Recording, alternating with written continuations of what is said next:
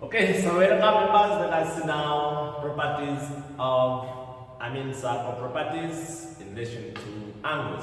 Please don't forget to subscribe to the channel. Okay, so properties of the angles. One is going to say angle subtended by an arc at the center is twice the angle subtended by the arc at the circumference. So this is, if this is our arc, this is our cassette. The angle subtends to the center is always, if it is 2x, then the angle subtends to the arc is x. So if this is x, then this one is always 2x with ease.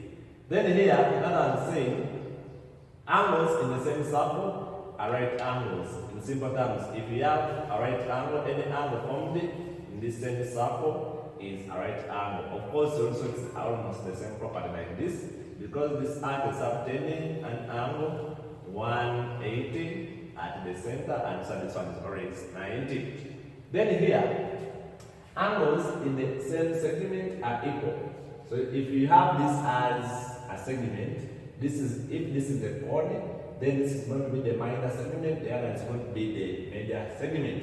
So these angles in the same segment are always equal from the same arc.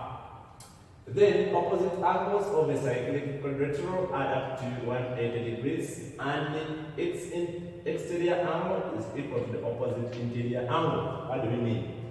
So this one is the cyclic quadrilateral. These opposite angles add up to 180. That's why, and this one. So you see A plus C get 180. All they are supplementary in simple terms. Then this and this is 180. Now, this K here is equal to the opposite interior angle, and the opposite interior angle, this is A. So A is equal to this K.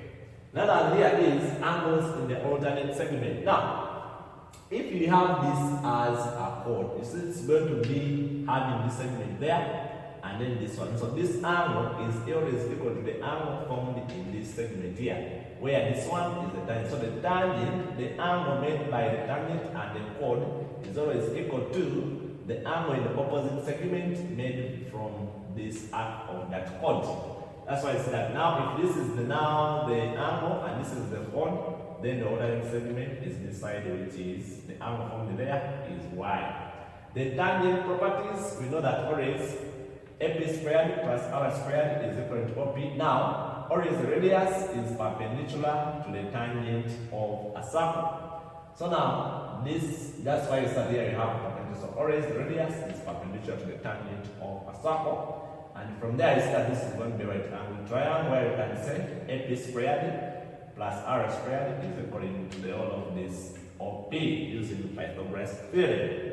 Also, that if you want to get the area of this shaded area, and this shaded region here, which is ACP, you can get the area of this big triangle, then minus the area of this sector here. As simple as that. Now, members, the next question we are going to see how do we apply these properties. I wish you the best.